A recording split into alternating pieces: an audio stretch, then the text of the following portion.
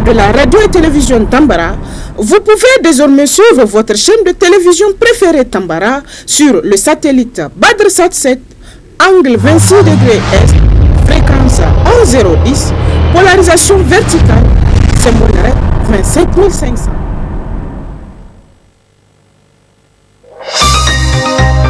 Suivez le journal avec STM Transport Voyageurs, une nouvelle façon de voyager.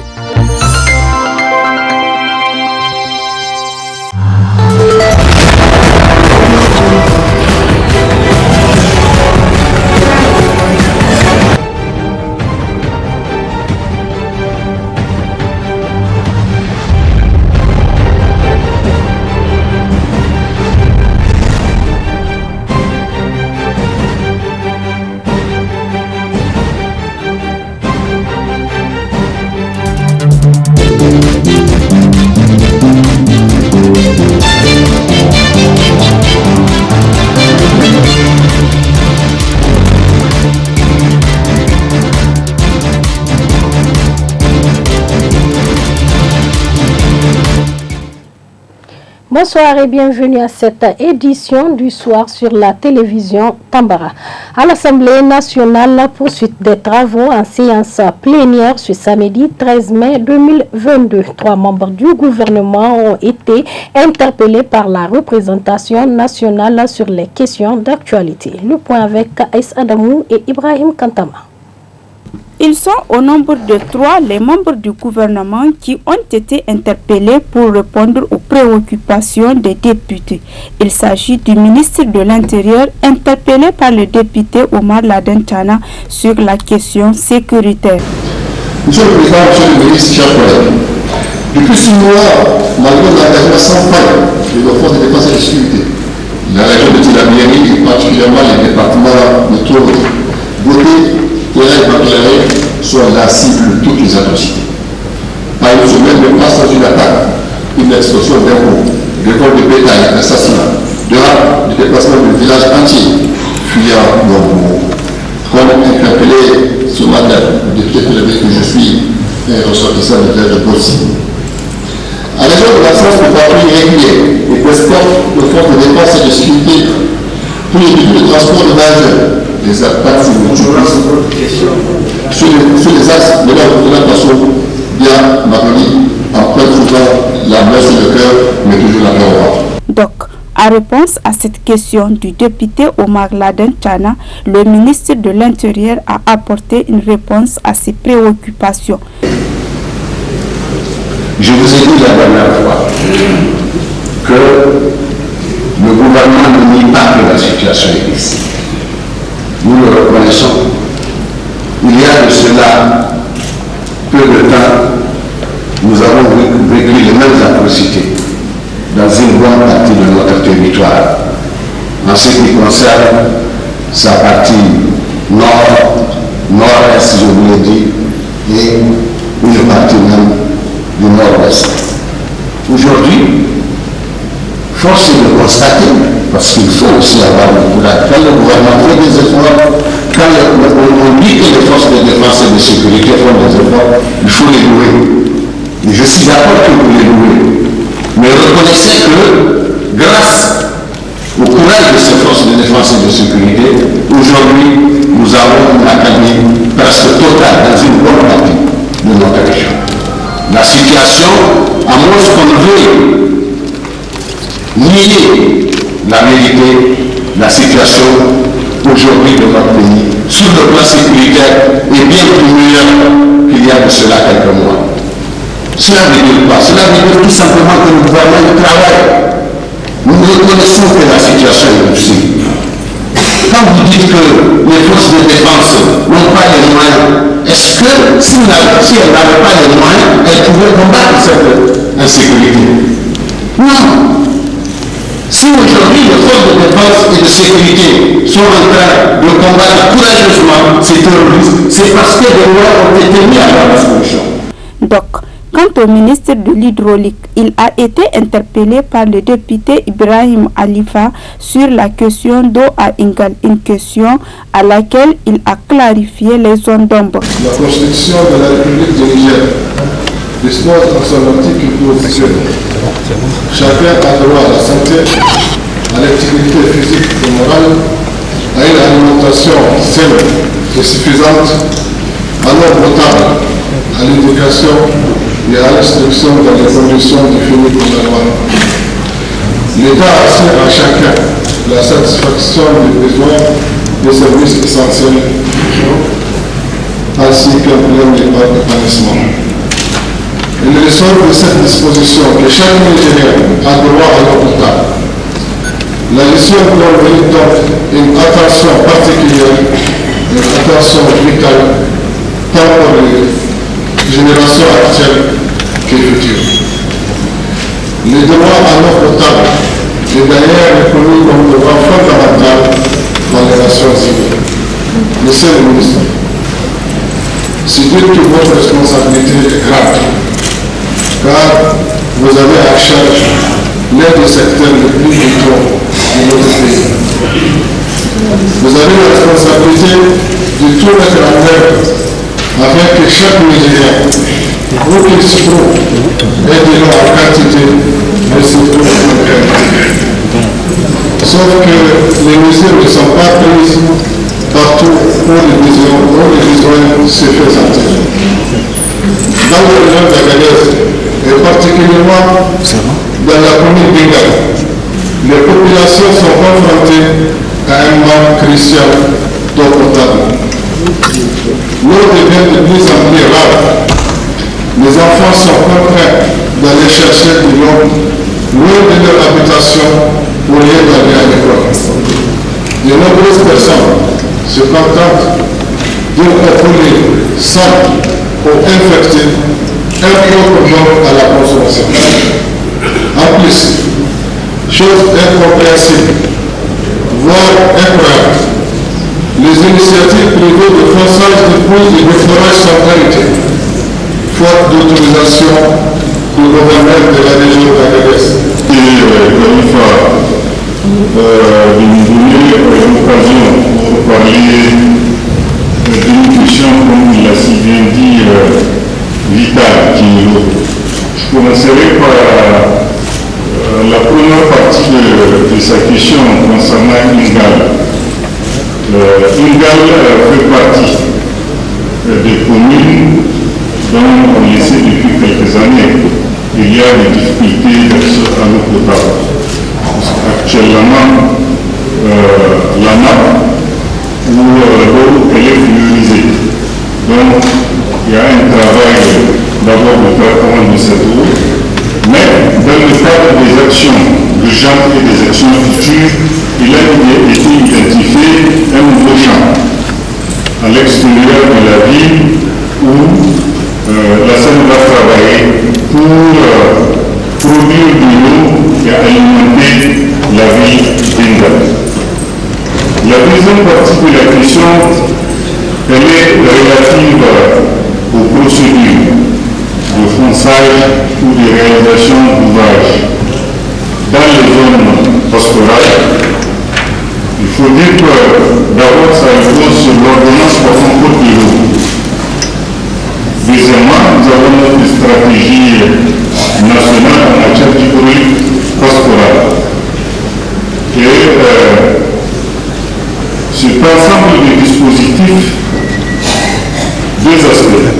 Si c'est un ouvrage communautaire passé par l'État, il y a la procédure qui est assurée en faisant la demande auprès des autorités préfectorales ou gouverneurs qui lui-même instruit la commission foncière ou la commission départementale. Après avoir étudié, elle dépose un rapport. À la suite de ce rapport, le gouverneur saisit de ce rapport ou le préfet saisi de ce rapport doit l'analyser mais aussi requérir l'avis de la population et l'avis des acteurs. S'il s'agit d'un privé à ce niveau, la même démarche, elle est faite mieux. Il faut s'assurer que le privé respecte les aspects environnementaux, mais aussi respectent le principe d'utilisation de ce ouvrage. Notons que le ministre d'Emploi, interpellé par le député Idi Ango, était empêché et la séance plénière reprendra le samedi prochain. À l'occasion de la Journée nationale de la femme nigérienne, un réseau des femmes FDS du Niger a été mis en place dans les locaux du nouveau bureau des FDS. Autre précision avec Aïs Adamou et Ibrahim Kantama. La présente rencontre des forces de défense et de sécurité dans le cadre de la célébration de la Journée nationale de la femme marque la naissance pour la première fois dans l'histoire d'un réseau des femmes des forces de défense et de sécurité du Niger, d'où le lieu pour la présidente du comité d'organisation, la commissaire principale Zouera Houssezé, d'expliquer les objectifs que vise ce réseau. Ce réseau, une fois mis en place, va unir les femmes de la gendarmerie nationale, de la garde nationale, de la protection civile, de la douane nationale, des eaux et forêts et de la police nationale. En effet, cela nous permettra également de consolider et d'actualiser la synergie d'action qui a toujours prévalu dans les rapports entre les forces de défense et de sécurité nigériennes. Durant la conférence, nous avons eu l'occasion de créer un cadre historique et permanent d'échange d'expériences afin d'améliorer significativement nos capacités sur le plan national et international. C'est pourquoi nous allons mettre à profit la création de ce réseau des femmes FDS du Niger pour l'autonomisation et le leadership de la femme nigérienne en général et de la femme en uniforme en particulier. Pour un leadership véritable de la femme, cette dernière a besoin d'accompagnement, d'encadrement, de renforcement de capacités et de l'identification des opportunités individuelles ou collectives afin de s'affirmer pleinement. L'objectif principal de ces réseaux reste et demeure la collaboration entre les femmes FDS du Niger pour une meilleure synergie d'action. La participation à cette activité permettra sans doute d'atteindre l'objectif phare qui est la promotion du leadership féminin. Une initiative louée par le représentant résident de UNFPI au Niger. Je voudrais faire l'éloge des forces de défense et de sécurité, hôtes de cette manifestation, à travers leur service de protection des femmes et des mineurs. Je voudrais particulièrement parler de la police, de la gendarmerie, de l'armée, des sapeurs-pompiers, des eaux et forêts et de la douane qui ont joué et continuent à jouer un rôle majeur dans la protection des femmes, des mineurs et des veuves du pays, mais aussi leur promotion socio-économique. Ces corps constituent aujourd'hui, entre autres, les portes d'entrée des survivantes de VBG en leur offrant une protection, une assistance judiciaire. Leur travail hautement apprécié dans l'élaboration des dossiers d'audition et de rédaction des procès-verbaux de qualité facilite grandement la prise en charge des victimes par le système judiciaire. C'est une initiative louable que nous apprécions à sa juste valeur et je reste convaincu que le Niger serait cité en exemple dans tous ces domaines. Le directeur général adjoint de la police nationale n'a pas manqué d'encourager tout en prodiguant des conseils à ce tout nouveau joyau. Que cette journée soit le départ d'un nouveau monde pour les FDS. Parce que rassembler nos femmes, c'est rassembler les hommes. Je sais que les femmes que vous êtes au sein de ces différents corps, vous avez des doléances, vous avez des difficultés. Vous avez des doléances au foyer, vous avez des difficultés au foyer. Vous avez des difficultés au service. Je crois que nous ne sommes pas là pour régler ces doléances-là aujourd'hui, mais en partie, je crois que nous devons les prendre en compte et chercher à les trouver des solutions. Ce bureau a été créé pour renforcer la cohésion sociale entre les différentes forces de défense et de sécurité, mais aussi et surtout pour une implication efficace et porteuse des femmes FDS pour un développement durable du pays. Journée genre et climat organisée hier 13 mai 2022 à l'occasion de la Journée nationale de la femme nigérienne par l'ONG Web Niger à travers une conférence placée sous le thème « Les femmes face aux défis du changement climatique ». Le compte rendu avec Zainab Gaga sur les images de nos confrères de la télévision Saraounia. Affectées par le changement climatique, en tant que la couche la plus sensible, les femmes font face aux multiples défis liés au changement climatique. L'ONG Web Niger a consacré cette journée genre et climat en cette date commémorative de la Journée nationale de la femme nigérienne pour débattre et relever les défis liés au changement climatique à travers l'inauguration d'un espace vert et la table ronde autour de la thématique. Les femmes face aux défis du changement climatique. Oui, cette journée genre et climat a pour objectif de sensibiliser la population par rapport aux défis du changement climatique, mais aussi de promouvoir les perspectives durables. Donc à cette occasion, dans les préparatifs de cette journée, nous avons aménagé un espace vert où on a mis l'accent sur les espèces végétales en voie de disparition et également on a aménagé un espace vert avec des plantes qui sont utiles pour la santé. Les femmes sont les plus vulnérables face au changement climatique. Donc, aucun développement durable n'est possible sans l'implication pleine des femmes parce qu'elles représentent plus de 50% de la population. Donc, les impliquer pleinement est pour nous semble être déjà une manière d'avoir le dessus sur ces changements climatiques parce qu'elles vont travailler à leur niveau et atténuer les effets de ces changements climatiques. Oui, c'est quoi les défis? Ils sont multiples. Par exemple, l'impact du changement climatique sur le genre, par exemple, dans les régions reculées où nous avons des cours d'eau, les changements climatiques font que la température augmente, les eaux s'évaporent et ça fait en sorte que ces femmes doivent s'éloigner pour puiser de l'eau. Et aussi, le fait qu'il n'y ait pas de verdure, ça fait en sorte qu'il y ait plus de chaleur et elles n'ont pas d'endroit où se réunir pour travailler, pour ne citer que cela.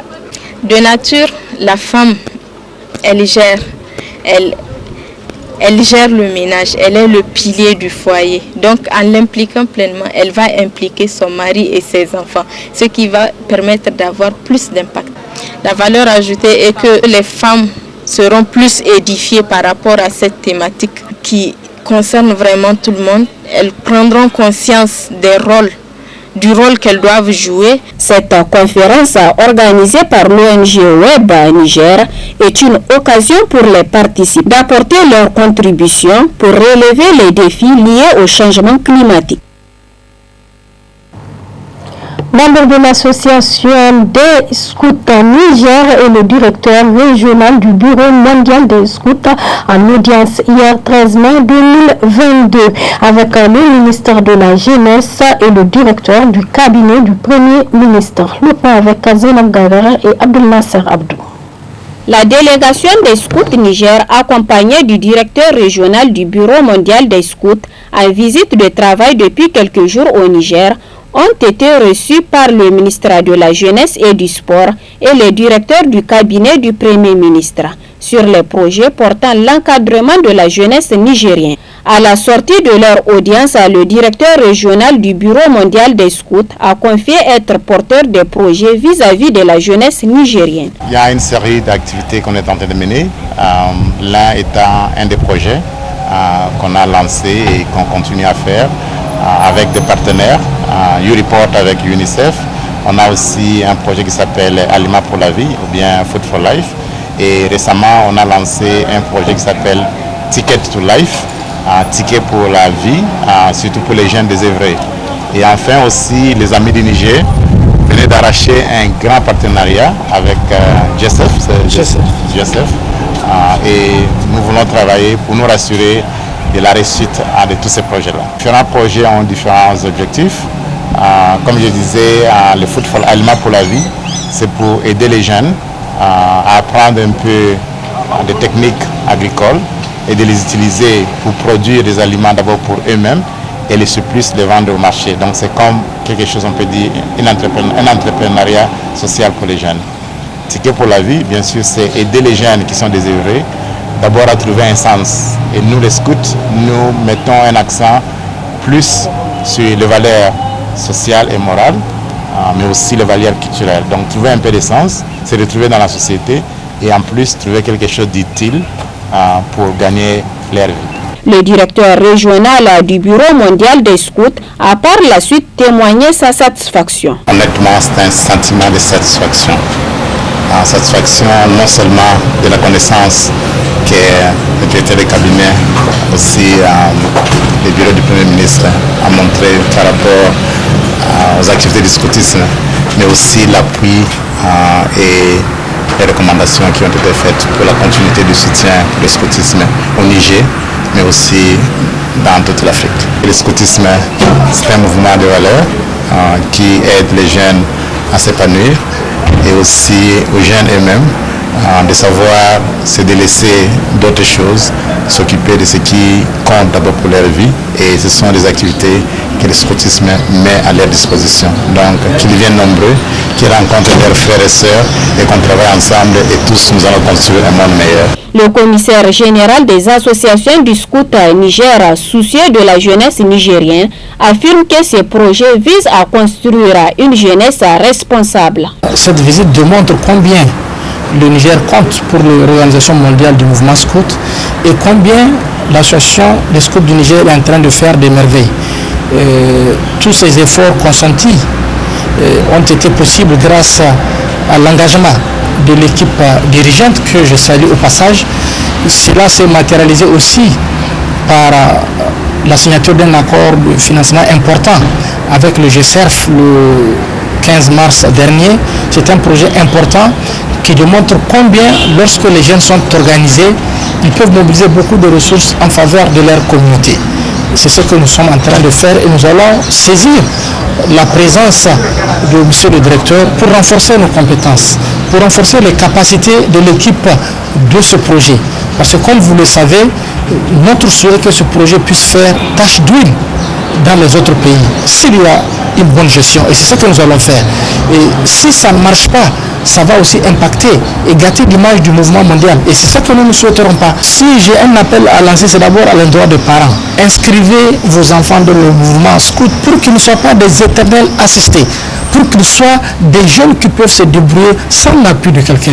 À noter que le directeur du cabinet du Premier ministre ainsi que le ministre de la Jeunesse et du Sport accompagnent d'une part cette initiative des associations du scout Niger pour construire un citoyen modèle et d'autre part pour la consolidation de la paix. Ce matin aussi, le directeur régional du Bureau mondial des scouts a rendu visite au centre de l'association des scouts de Kwaratagi. L'un des motifs de sa visite au Niger. N'est-ce pas, Zainab Gagara? Constater des visu l'avancement de l'association des scouts Niger tout en les accompagnant est l'objectif visé à travers la visite du directeur régional du Bureau mondial des scouts depuis son arrivée au Niger, avec notamment plusieurs projets qui vont permettre à l'association des scouts Niger de s'engager davantage pour l'encadrement de la jeunesse nigérienne. Le commissaire général des scouts Niger félicite l'ensemble des collaborateurs du scout Niger tout en réitérant leurs vœux chers au scoutisme régional. Le scoutisme est un grand mouvement. Malheureusement, peu importe ce que vous faites de grand, s'il n'est pas connu par le grand public, ça devient inutile. Aujourd'hui, l'accompagnement que nous avons de la presse nigérienne nous donne davantage de crédibilité. Et je ne parle pas de visibilité, parce que cette visibilité aujourd'hui fait que, en moins d'une année, ces mystiques chiffres de 3000 et quelques scouts est largement dépassé. Dans l'ensemble des régions, les plus hautes autorités, les médias locaux accompagnent nos régions scouts. Et c'est de ça que nous voulons que les autres associations sœurs s'en inspirent. D'une part. D'autre part, monsieur le directeur, en une année de gestion, nous avons mobilisé des ressources très importantes. Plus de 2 millions de dollars en une année. C'est juste extraordinaire. Mais cela nous interpelle aussi à mettre de la rigueur, à être trop vigilant dans la gestion de ces importantes ressources que ces partenaires nous confient. Donc nous profitons de votre séjour pour solliciter votre accompagnement technique pour que ces ressources qui ont été mises à la disposition de notre association puissent être un décollage pour le scoutisme africain et ne puissent pas être un obstacle pour ou ternir l'image de l'Organisation mondiale du mouvement scout. En prenant la parole à cette circonstance, le directeur régional du Bureau mondial des scouts a tenu d'exprimer ses sentiments. Si le scoutisme n'existait pas, si les jeunes n'existaient pas, je ne serais pas directeur régional. Donc, je suis directeur régional parce que le scoutisme existe. Donc, pour moi, votre réussite est aussi ma réussite. Donc, nous sommes dans cette affaire ensemble. Donc, félicitations encore pour ce que vous êtes en train de faire au niveau des programmes et au niveau des jeunes.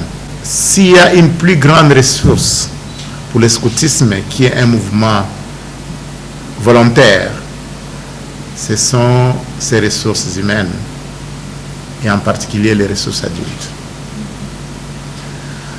Je sais bien que pour arriver à être même aujourd'hui ici, qui n'est pas un jour de travail, ce sont des sacrifices que vous avez faits. Dans certains pays, le scoutisme est vu comme une association d'opposition. Mais je pense qu'au Niger, on vit nos signes. Devoir envers Dieu, devoir envers son pays, devoir envers soi et autrui. Et on ne peut pas dire qu'on fait les devoirs envers son pays si on n'est pas en bon terme avec son gouvernement. Quand je parle de gouvernement ici, je ne parle pas d'individualité, je parle de gouvernement en tant qu'institution. Nous sommes très très reconnaissants et très fiers du gouvernement, mais aussi des rapports que vous avez développés avec le gouvernement qui produit maintenant ses fruits. Cet engagement des scouts Niger contribue non seulement à l'encadrement de la jeunesse nigérienne, mais aussi aide à construire un citoyen modèle. Le scout Niger est un mouvement volontaire des jeunes. Le lycée Elanga a servi de cadre à une conférence placée sous le thème « La jeune fille nigérienne entre rôles et défis face à la société » hier 13 mai 2022 à l'occasion de la Journée nationale de la femme nigérienne. C'était en présence de plusieurs invités. Suivant le compte rendu. La jeune fille nigérienne entre rôles et défis face à la société. C'est le thème fort retenu à cette conférence à l'occasion de la Journée nationale de la femme nigérienne organisée avec l'accompagnement de l'ONG Tagaz, dont l'objectif principal est la sensibilisation de la jeune fille qui est l'une des questions importantes aujourd'hui dans la société nigérienne. Féminine, et il n'y a vraiment que des femmes engagées dans la cause féminine qui nous accompagnent tous les jours. L'objectif de cette conférence, déjà en premier lieu, j'aimerais souligner que nous avons accompagné le lycée Enoch Olenga à travers l'une de ses élèves qui a souhaité organiser une conférence sur le thème « La jeune fille nigérienne entre rôles et défis face à la société ». C'est vraiment un thème fort et nous avons souhaité l'accompagner car cela s'inscrit dans le cadre de nos activités de sensibilisation de la jeune fille, qui est une question assez sensible et récurrente ces derniers temps. Quel rôle joue la jeune fille dans la société d'aujourd'hui? Est-ce qu'elle a quelque chose à apporter? Et comment est-ce que nous autres, nous soutenons ces jeunes filles-là pour atteindre leurs objectifs? C'est vraiment dans ce sens-là que nous avons été approchés et nous avons souhaité, avec vraiment de très bonne foi, accompagner cette jeune demoiselle-là dans la réalisation de ce projet-là. La coordinatrice de l'ONG Tagaz a expliqué pourquoi avoir choisi ce thème. Ce thème, aujourd'hui, nous voyons qu'il y a énormément de jeunes filles qui sont laissées à elles-mêmes. C'est un grand mot, mais il faut le dire. Elles ont besoin de soutien, elles ont besoin d'être orientées pour pouvoir impacter durablement et positivement notre société. Et c'est vraiment dans cette optique d'apporter un soutien de leadership à ces jeunes filles que nous avons souhaité vraiment accompagner cette conférence. toujours dans le cadre de promouvoir ce que la jeune fille nigérienne peut apporter à la société et l'engagement pour la cause féminine sont des initiatives qui doivent être accompagnées et soutenues par l'État et les associations qui œuvrent pour le développement de la jeune fille qui devient de nos jours un sujet très sensible. Projection d'un film intitulé L'odeur du viol ce vendredi 13 mai 2022 au Centre culturel franco-nigérien. Un film de Abdou Mala. Le commentaire dans ce reportage de Abdulkader Ibrahim et Abdul Nasser Abdou. L'odeur du viol, c'est l'histoire d'une jeune bachelière, juste après avoir été admise aux épreuves du bac, s'est retrouvée au niveau de la capitale et a fait connaissance avec un monsieur à qui elle avait donné sa confiance, dont ce dernier finit par la trahir.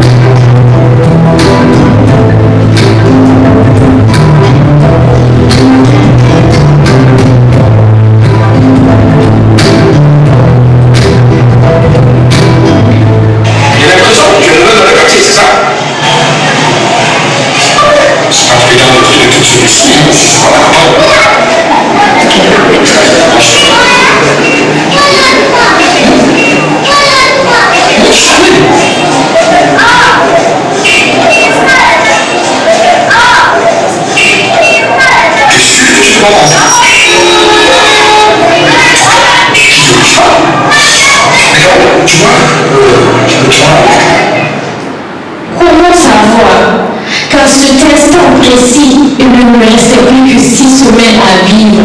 Un film réalisé sous fonds propres, le réalisateur de nationalité nigérienne nous explique le parcours et les difficultés dont il a fait face dans un pays où la religion musulmane prime et empêche beaucoup de choses. Le seul courage dont je me suis armé, c'est vraiment de l'histoire dont ces jeunes femmes ont eu le courage de me parler. Et je sais qu'elles ne diront jamais rien, elles ne vont jamais rien dire parce qu'il y en a qui sont traumatisés, elles ne peuvent rien faire. 99% musulmans, je doute là-dessus, vraiment. Le Niger est un pays d'abord laïque pour commencer, c'est pas qu'un pays musulman. Le Niger n'est pas un pays musulman, c'est un pays laïque. Et qui dit laïcité, qui dit droit. Et je pense qu'il faut peut-être éduquer les gens dans ce sens. On n'est pas un pays musulman, on est un pays laïque, c'est important. Et quand on a mal, il faut aller vers la personne concernée, il faut le dire. On dit qu'il y a 99% de musulmans. Mais je suis désolé, la plupart des personnes qui déconnent sont des musulmans. Et 99% de musulmans, non, je suis désolé, il y en a qui ne prient même pas d'ailleurs. Ils se disent musulmans, mais ils ne vont pas à la mosquée, ils ne font rien de ce qui est musulman. Alors arrêtons de dire ça, il faut nous remettre en cause. Je pense que c'est la chose la plus importante à faire en ce moment. Dans la vie normale, ce type de film peut déjà encourager les gens à parler, que ce soit du viol ou de certaines choses dont les gens ont peur de parler. Parce que la plupart du temps, on ne fait pas confiance aux jeunes femmes, et dans tous les cas, une fille, quand elle parle, Furkuno, non. Il faudrait vraiment qu'on apprenne à faire confiance aux jeunes femmes, à les écouter. Et parce qu'aujourd'hui, cette femme, elle est appelée quand même à aller fonder un foyer. Alors, si elle n'est pas préparée, elle ne pourra jamais le faire. Et c'est ça qui est dommage. Il faut laisser les jeunes femmes parler, et les parents qui interdisent aux enfants de parler, surtout les femmes, je suis désolé, mais ils encouragent le viol et ils sont eux-mêmes des criminels. Mon attente, je pense que vous l'avez vu, il y a beaucoup de personnes. Il y en a même des gens qui ont parlé des sujets dont on ne s'attendait pas. Pour moi, j'ai atteint mon but, c'est de faire un film, de parler aux gens à travers un film, à travers le cinéma, qui est le 7e art. J'ai atteint mon but et j'espère juste que le message passera. Peut-être à la projection du film dans des écoles ou je sais pas, dans des villes ou une autre projection au CFN, quoi. Un film à voir absolument. L'odeur du viol fait ressortir les vraies réalités que beaucoup de femmes traversent en ce moment. Ainsi s'achève ce journal. Merci de nous avoir suivis. Au revoir et bientôt. Et surtout, bon week-end à tous.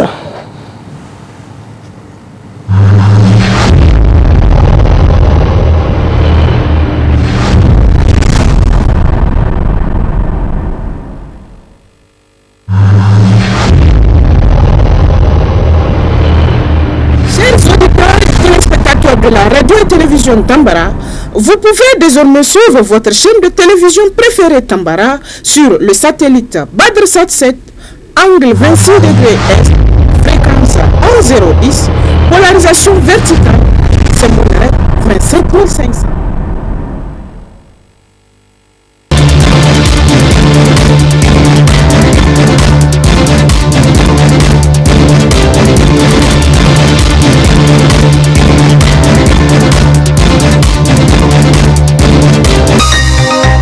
Ce journal vous a été présenté par STM Transport Voyageurs. Une nouvelle façon de voyager.